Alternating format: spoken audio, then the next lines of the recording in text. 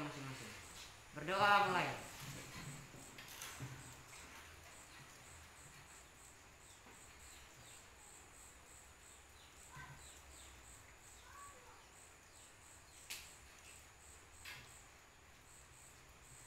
Berdoa selesai.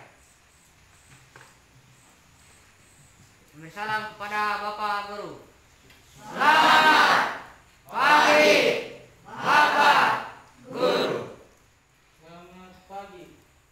Silakan.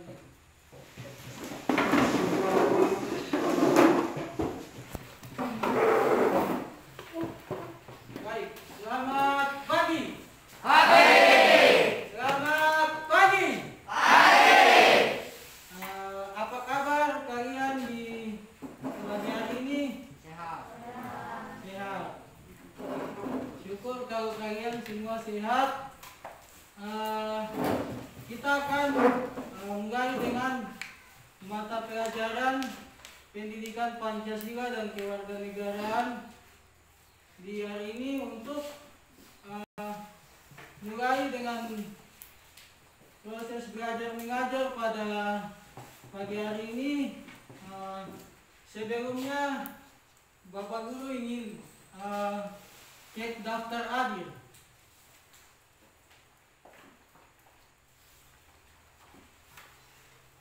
Di sini Bapak akan memanggil nama satu-satu, kemudian yang hadir langsung acungkan tangan. Ading Dekiwamo, Agustian Dwi Nugroho, Alexander Erik Roberto Serang, Alfredo Cantum, Apollos Dase, Gerson Wamo,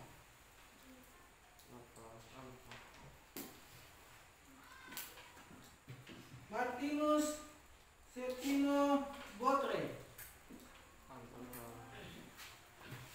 Salsa Asbia Ayabila, Santi Widianti.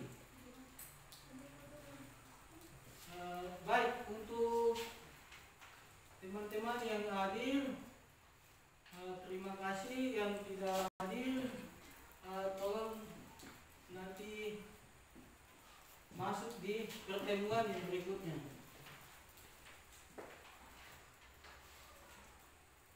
Baik, kita akan langsung mulai dengan mata pelajaran kita pada pagi hari ini. Sebelum itu, kita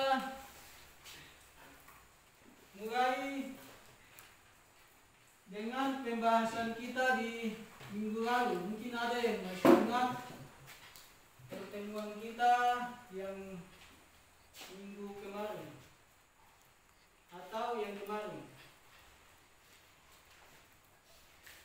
Ya, minggu lalu kita sudah bahas tentang kedudukan dan makna pembukaan Undang-Undang Dasar 1945.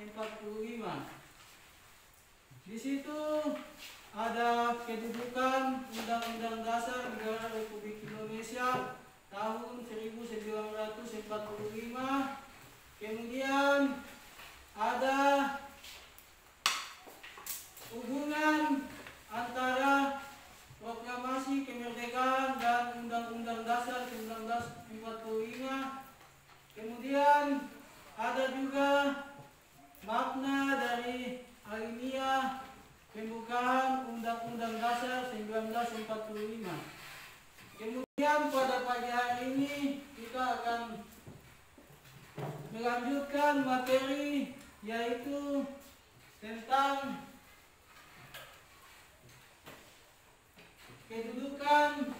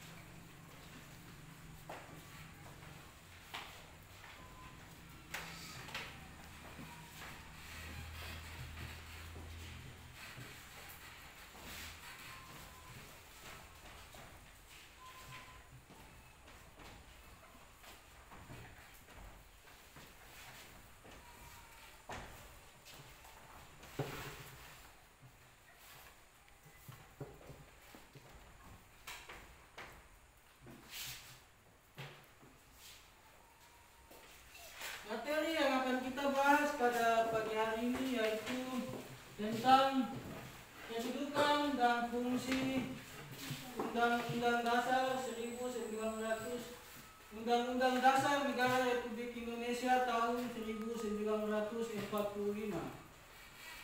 Nah, di dalam pembahasan materi pada pagi hari ini, tujuannya adalah agar kita mengetahui kedudukan Undang-Undang Dasar 1945 dan fungsi daripada Undang-Undang Dasar Negara Republik Indonesia tahun 1945.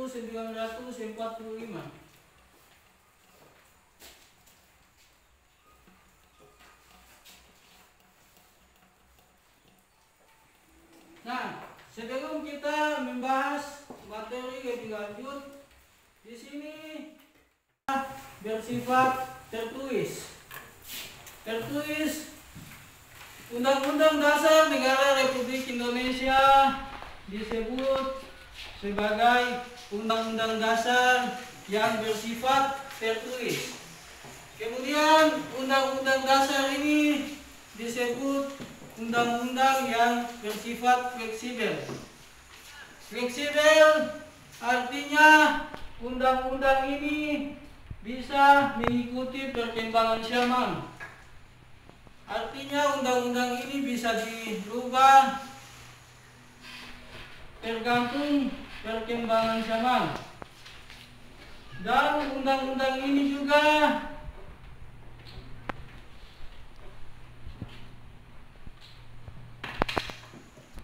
dilihat dari cara pembuatannya, sehingga undang-undang ini dikatakan undang-undang yang bersifat fleksibel. Buat yaitu ada 3. Yang pertama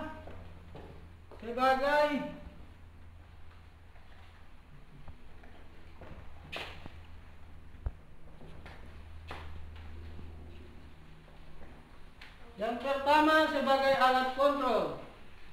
Yang kedua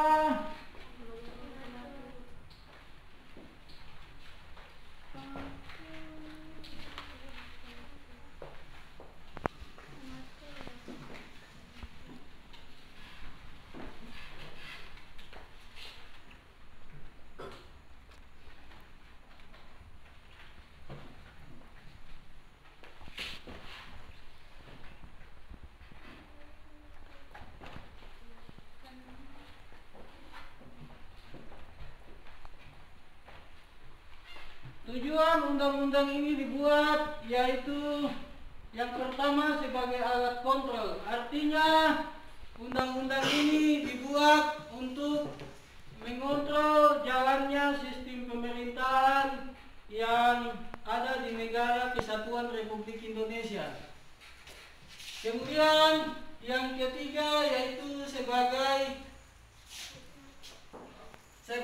pengatur.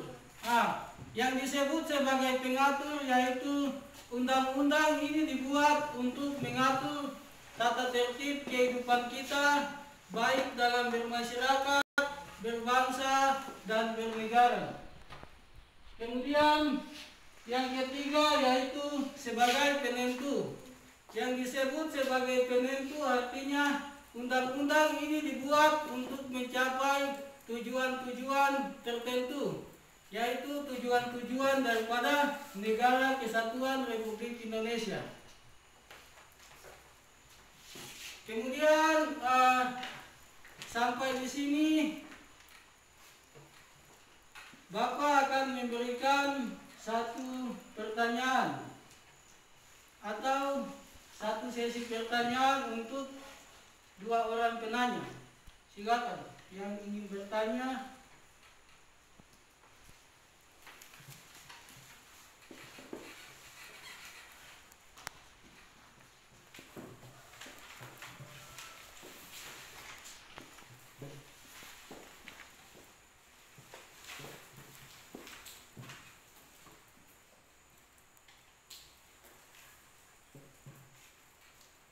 Ada yang ingin bertanya? Ya. Namanya siapa? Nama saya Francis Bata. Nama panggilan Francis. Saya ingin bertanya, untuk Undang-Undang Dasar ini berkedudukan sebagai apa? Semoga Undang-Undang Dasar berkedudukan sebagai apa? kedudukan. Baik, Undang-Undang Dasar Negara Republik Indonesia berkedudukan sebagai undang-undang dasar yang paling tertinggi. Nah, di bawah undang-undang dasar ini ada yang namanya Perpu, Perpres, ada yang namanya Perda, dan Undang-Undang Dasar Negara Republik Indonesia ini adalah undang-undang yang berkedudukan paling tertinggi. Sudah. Ada lagi yang ingin bertanya?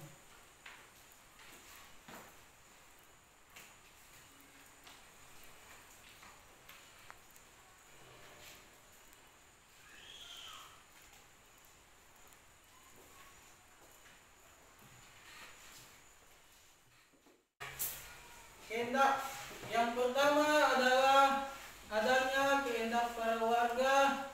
Kemudian yang kedua adanya kehendak para penguasa. Kemudian yang ketiga adanya kehendak para pendiri. Kemudian yang keempat adanya kehendak dari negara luar.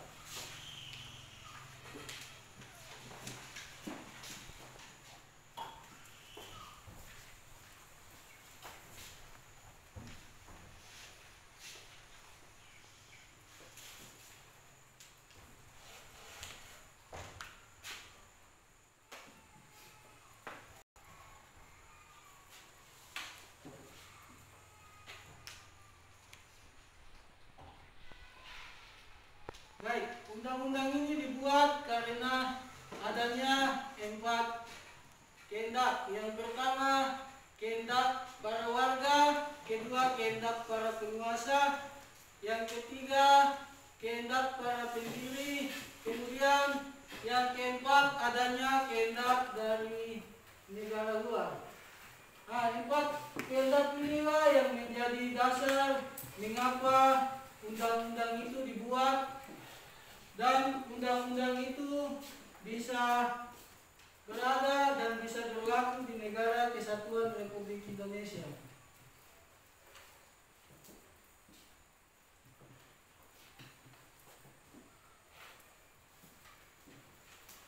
Baik, materi yang kita bahas di pagi hari ini mungkin cukup sekian. Mungkin ada yang ingin bertanya, silakan bertanya.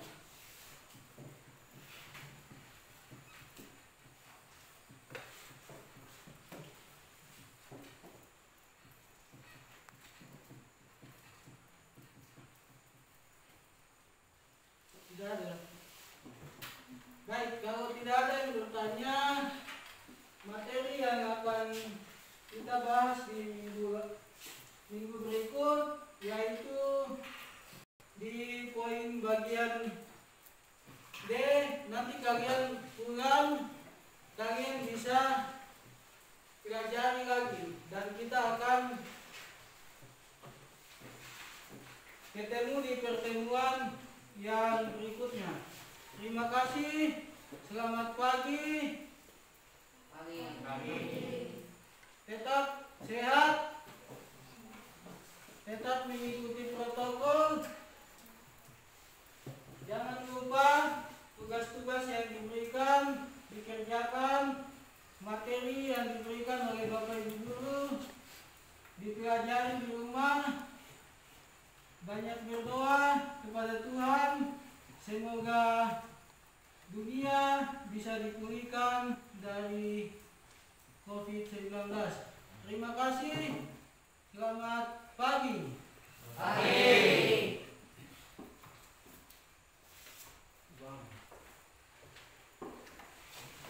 Ya, bro.